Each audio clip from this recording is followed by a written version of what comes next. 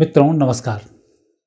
ये वीडियो मैं बना रहा हूँ 2024 में पूरी दुनिया पर प्रभाव क्या होगा, क्योंकि अब हम वर्ल्ड वार 3 की तरफ कूच कर रहे हैं और लगातार उसकी तरफ आगे बढ़ते जा रहे हैं। कोई देश मानने को तैयार भी नहीं है। ऐसे में अब इन देशों का क्या होने वाला है, क्योंकि ग्रह योग जो बतलाते हैं ये ग्रह योग भी बहुत अच्छा संकेत नहीं दे रहे हैं। सबसे पहले तो ग्रह योगों की जो स्थिति है वो ये दर्शाती है कि पंचतत्व ही अनबैलेंस रहेंगे, अर्थात अग्नि है, वायु है, आकाश है, पाताल है, पृथ्वी है, ये सब कहीं ना कहीं अनबैलेंस होंगे। कहीं भूकंप आएगा, कहीं बाढ़ होगी, कहीं आग लगेगी और कहीं हवाएं बहुत तेज़ी के साथ चलेंगी, कहीं समुद्र अपनी सीमाओं का उल्लंघन करेगा। तो ये सारी चीज़ें आपको 2024 में हर जगह जगह जगह पर आपको दिखाई देंगी। हवाई दुर्घटनाओं के भी बहुत सारे योग हैं और हमारे पूर्वी जो देश हैं भारत सहित, तो इनमें तो ट्रेनों के एक्सीडेंट इनकी भी बहुत ज़्यादा स्थिति यहाँ पर दिखाई देती है। साथ ही अन्य देशों की स्थिति भी यहाँ बहुत अच्छी दिखाई नहीं देती है। तो सबसे पहले तो हम देखते हैं 2024 के ग्रह योग क्या बोलते हैं। 2024 की विश्व कुंडली पर एक निगाह डालते हैं। वृश्चिक लग्न है, मंगल शनि है चतुर्थ स्थान पे, बुध शुक्र राहु हैं पंचम स्थान पर, सूर्य गुरु हैं छठे स्थान पर, शनि हैं अष्टम भाव में, चंद्रमा है अष्टम भाव में, केतु हैं एकादश स्थान पर। यह है ग्रहों की यहाँ पर स्थिति। और अभी मंगल की महादशा चल रही है, ये 2023 से 2025 तक लगातार चलती रहेगी। मंगल इस कुंडली में शनि के साथ में है और शनि के साथ में मंगल हों तभी इतने विपरीत स्थिति दिखाई देती है कि युद्ध और विभीषिकाओं जैसे ग्रह योग यहाँ पर बन रहे हैं। यदि हम बात करें हमारे भारतवर्ष की या दुनिया के हिसाब से पूर्वी देशों की, तो यहाँ पर स्थिति बहुत बेहतर नहीं कही जा सकती। एक तो मई तक स्थिति विशेष रूप से यहाँ पर हड़तालों की, अव्यवस्थाओं की ये बहुत सारी होगी, क्योंकि पाकिस्तान, चीन, इन सब देशों को भारत की शांति रास नहीं आती है और ये हमारे राजनीतिक कई दलों को खरीद कर उनको ब्लैकमेल करके या कई संस्थानों के माध्यम से, जैसे भी आपने कुछ आंदोलन देखे जिसमें विदेशों की एंट्री पाई गई, इस प्रकार से यहाँ पर अराजकता का माहौल बनाए रखेंगे। सरकारों को यहाँ बहुत सजग रहने की आवश्यकता है। नए नए नियम बनाने से अच्छा है कि अभी मई तक शांति रखी जाए तो यह शुभ होगा, क्योंकि अब कोई भी चीज़ बनाई जाएगी तो उसका विरोध चाहे अच्छी हो चाहे बेकार हो, नेगेटिव बातों को लेकर उनका विरोध किया जाएगा जिनका कोई लेना देना नहीं होगा। तो यहाँ मई तक शांति का परिचय देना चाहिए और स्थिति ठीक हो सकती है। हमारे पड़ोसी की हम बात करें, पड़ोसी पाकिस्तान, निश्चित रूप से कह सकते हैं कि आने वाला समय और यह 2024 का वर्ष पाकिस्तान के लिए ठीक वर्ष नहीं है।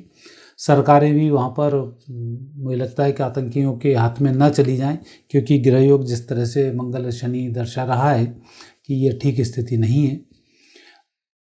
मुझे लगता है कि वहाँ टुकड़े होने की संभावनाएं भी दिखाई देती हैं। 2 भाग कम से कम होते हुए मुझे दिखाई दे रहे हैं। तो 2024 में भी यह स्थिति हमारे पाकिस्तान की ठीक दिखाई नहीं देती है। चूँकि पाकिस्तान, बांग्लादेश और भारत ये लगभग एक ही हिस्से थे और म्यांमार को भी इसमें जोड़ सकते हैं, तो ये 3-4 जो देश हैं ये बड़े करीबी घनिष्ठता वाले देश रहे हैं। तो ऐसी स्थिति में भारत में भी भौगोलिक आपदाएं, भूकंप जैसी स्थिति आना, पानी की त्रासदी होना, विशेष रूप से उत्तर पूर्वी हिस्सों में भूस्खलन होना, ये स्थिति यहाँ भी नेगेटिव दिखाई देती हैं, जो बहुत अच्छी स्थिति को नहीं दर्शाती हैं। बांग्लादेश भी इन्हीं सब बातों को लेकर, सुनामी जैसी लहरों को लेकर कुछ नेगेटिव स्थिति में रहेगा और वहाँ भी आर्थिक रूप से कमजोरी आएगी। म्यांमार तो चूँकि वो चीन के कब्जे में जा ही चुका है और सारी व्यवस्थाएं चीन के माध्यम से इनडायरेक्टली वहाँ पर हो रही हैं, और म्यांमार को चीन भारत से लड़ने के हिसाब से या भारत में अराजकताओं को फैलाने के हिसाब से अपनी वो तैयारी कर रहा है। तो यहाँ भारत को म्यांमार से बहुत सजग रहने की आवश्यकता है, दोस्ती को भूलकर उस रूप में ले कि ये चीन का एक हिस्सा है और ये कहीं ना कहीं से हमें नेगेटिव रूप से रोल अदा कर सकता है, तो ज़्यादा बेहतर होगा। चीन की स्थिति तो अर्थव्यवस्थाओं के मामले में 2024 में बहुत बुरी अर्थव्यवस्था होगी और चीन खुद ही बेकार स्थिति में फंस जाएगा। मुझे लगता है नवंबर आते आते चीन के यहाँ आर्थिक संकट बहुत गहरा होगा, जो काफ़ी दिल दहलाने वाला होगा, और उसकी स्थिति यहाँ पर बहुत अच्छी नहीं आ रही है। यदि हम बात करते हैं पश्चिमी देशों की, विशेष पश्चिमी देशों में मिडिल ईस्ट की यदि हम बात करें, तो ये मिडिल ईस्ट में अब मुझे दिख रहा है कि युद्ध बंद होता हुआ यहाँ दिखाई नहीं दे रहा है। लगातार जो स्थिति यहाँ बन रही है वो स्थिति नेगेटिव होगी और होती जाएगी। आर्मेनिया है, अजरबैजान है, बहरीन है, Iraq, Iran, Israel, Jordan, Kuwait है, फ़िलिस्तीन है, सऊदी अरब के कई देश हैं, सीरिया, तुर्की, ये सब मुझे लग रहा है कि धीमे धीमे करके युद्ध में ये प्रवेश करते जाएंगे और इजराइल, अमेरिका यहाँ पर कोई ना कोई विध्वंस लगातार अपनाता रहेगा, और ऐसी स्थिति में वहाँ युद्ध ठंडा होने वाला नहीं है। ऐसे में इकोनॉमिक रूप से भी टूटेंगे और बहुत सारी नेगेटिव स्थिति यहाँ पर भी बनेगी। और विशेष यदि हम बात करें पश्चिमी देशों की, तो यहाँ के स्वामी शुक्र हैं जो राहु और बुध के साथ पंचम भाव में हैं। तो जैसी करनी वैसी भरनी, जिस तरह से इनकी उत्पत्ति जिन देशों की हुई उसी तरह से ये देश नष्ट भी होंगे। मार काट कर इन देशों को बनाया गया था, तो मार काट में ही ये देश नष्ट होने वाले हैं। जब पंचम भाव में कोई स्थिति ऐसी बनती है तो पूर्व जन्मकृत श्राप या पूर्व जन्मकृत दोष के कारण वही स्थिति से हमें भुगतना पड़ता है। तो यहाँ ये स्थिति मुझे बहुत क्लियर दिखाई देती है। और यदि हम बात करते हैं यूरोप की, तो यूरोप में तो मंगल और शनि ही विराजमान है। तो पूरा यूरोप कब किस कंडीशन में आके अपने आप को नष्ट कर ले, मुझे नेगेटिव दिख रहा है, पॉजिटिव दिख नहीं रहा है। जैसे ऑस्ट्रिया है, बेल्जियम है, डेनमार्क हैं, ये फिनलैंड है, फ्रांस है, आइसलैंड है, इटली हैं। ये कुछ देश ऐसे हैं जो अपने आप में एक परेशानी की स्थिति को दर्शाते हैं, और यहाँ संभालने की स्थिति मुझे दिखता नहीं बन रही है कि कहीं कुछ अच्छी स्थिति भी यहाँ पर बन पाए। दूसरी महामारियों का संकट भी इस वर्ष गहराने वाला है, तो यह भी ठीक स्थिति का दिखाई नहीं देता है। यदि हम इन सुपर हीरोज़ की बात करें, रूस की बात करें, अमेरिका की बात करें, उत्तर कोरिया, दक्षिण कोरिया, चीन, टर्की, इन देशों की जो अर्थव्यवस्थाएं हैं ये बहुत तेज़ी के साथ डगमगाने वाली हैं। अमेरिका जिस तरह से अंकल सैम का रोल अदा कर रहा है, वो इस 2024 में मार्च के बाद बेतरतीब हो जाएगा। उसको समझ में नहीं आएगा कि मुझे करना क्या है। बाकी जितनी भी प्लानिंग जो की हुई हैं सारी प्लानिंगें फेल हो जाएंगी, और उसमें उसको नेगेटिव स्थिति का सामना करना पड़ेगा। और मुझे लगता है कि उत्तर कोरिया से उसकी टकराहट इस वर्ष ज़रूर होने वाली है, जो काफ़ी विध्वंसक हो सकती है। उसके परिणाम भी काफ़ी घातक होंगे। दूसरा, उसका जो अभी लाल सागर में टकराव होगा, तो ये टकराव तो अवश्य उससे विजयश्री दिलाएगा, और उसके माध्यम से काफ़ी देशों में, पश्चिमी देशों में हड़कंप भी मचाएगा। तो वो स्थिति यहाँ पर बनती हुई दिखाई देती है। यूक्रेन और रशिया की बात करें तो इस वर्ष युद्ध समाप्ति के योग वहाँ पर दिखाई देते हैं, लेकिन युद्ध दूसरी तरफ टर्न हो जाएगा। नाटो देशों की तरफ ये टर्न होगा, और ब्रिटेन की जो स्थिति है उस स्थिति में काफ़ी गिरावट आएगी। सुनक जी पर भी, वहाँ के प्रधानमंत्री पर भी संकट के बादल इस वर्ष दिखाई देते हैं, जो ठीक स्थिति के नहीं हैं। रूस की स्थिति वैसे वेपन्स के मामले में, युद्ध लड़ने के मामले में ठीक दिखाई देती है, लेकिन आकस्मिक रूप से जब रूस पर हमले होंगे तब वहाँ भी बहुत बड़ा विध्वंस अब मुझे मई के बाद दिखाई देता है। तो रूस में भी ये नेगेटिव स्थिति बन रही है। टर्की, पाकिस्तान, अफ़गानिस्तान, इन क्षेत्रों में भूकंप और महामारी और इन सब चीज़ों से तबाही के बहुत गहरे संकेत हैं, और ये तबाही भूकंप वगैरह की चीन तक भी पहुंच सकती है। चीन इस वर्ष बाढ़ से पीड़ित आएगा, भूकंप से पीड़ित आएगा, गर्मी और सूखे से भी पीड़ित आएगा।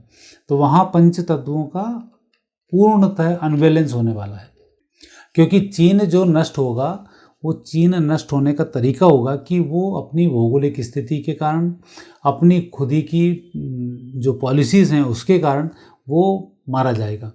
जैसे अभी आपने देखा कि उसने पूरी दुनिया पर एक व्यावसायिक रूप से शिकंजा कसा हुआ था, सारी इंडस्ट्रीज़ वहाँ थी। आपने देखा कि पहले एक घटना घटी और उस घटना के बाद से वहाँ से इंडस्ट्रीज़ विदा होना शुरू हो गई, उसमें इंडिया का भाग्योदय हुआ। अब कहीं ना कहीं से उसका टकराट उसके पड़ोसी देश से भी बन रहा है।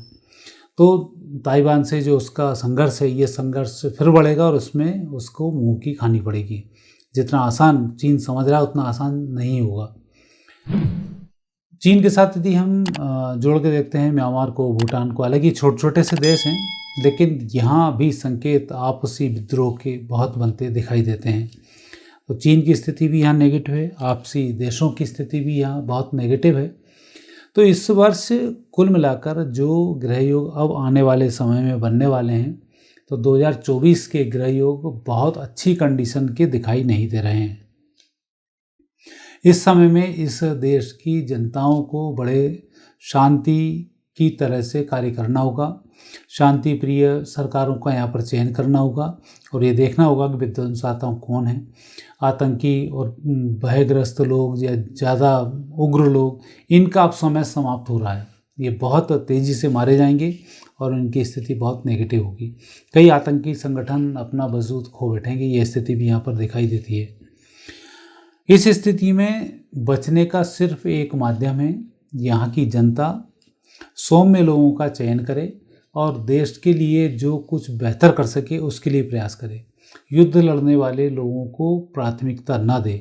और कहीं आपको लगता है कि आपका पड़ोसी आगे बढ़ रहा है तो उसे तालमेल बैठाकर चलें, ऐसी सरकारों का चयन करें, तो स्थिति यहाँ पर ठीक होगी। अन्यथा आने वाला जो समय है वो समय विध्वंस का समय है। 2027 तक हमें नहीं करना चाहिए, लेकिन हम इस तरीके की नेगेटिव योग ही दिखाई दे रहे हैं, पॉजिटिव योग यहाँ पर कम है। कई जगह खाद्यान्न की स्थिति भी दिखाई देती है। वर्णन तो नहीं करना चाहिए, जिस तरह से हम वर्णन कर रहे हैं तो लग रहा है कि हमें खुशी हो रही है कि हाँ ऐसा हो रहा है, ऐसा हो रहा है। जिस बच्चों को लगता है ना इधर बम फूटा उधर फूटा, बड़े खुश रहते हैं। तो ऐसी स्थिति नहीं है, पर चूँकि है तो है, सजग करना जरूरी है।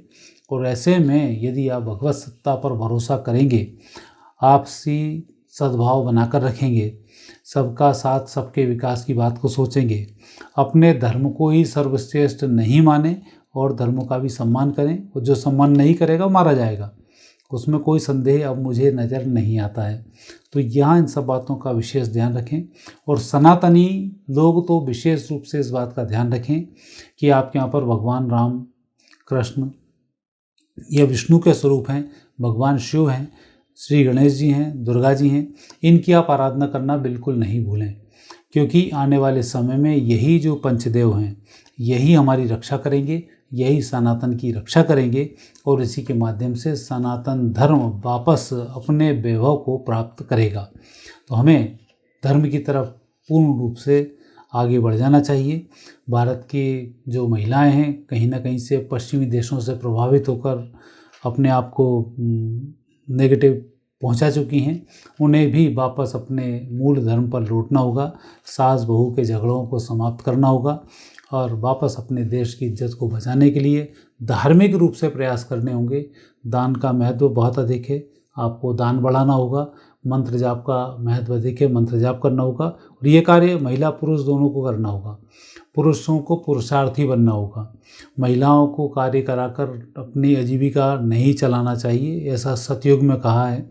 कलयुग में ऐसा होता है कि पुरुष महिलाओं के हाथ का खाता है या महिलाओं से कमाता और खुद खाता है, लेकिन सतयुग में पुरुष प्रधान होता है।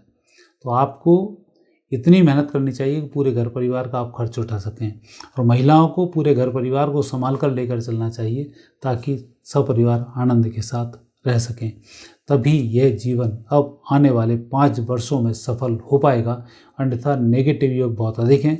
ज़्यादा चर्चा मैंने नहीं की, सिर्फ सूक्ष्म रूप से मैंने 2024 का आपके सामने वर्णन किया है और उससे बचने के मैंने आपको उपाय भी बतलाए हैं।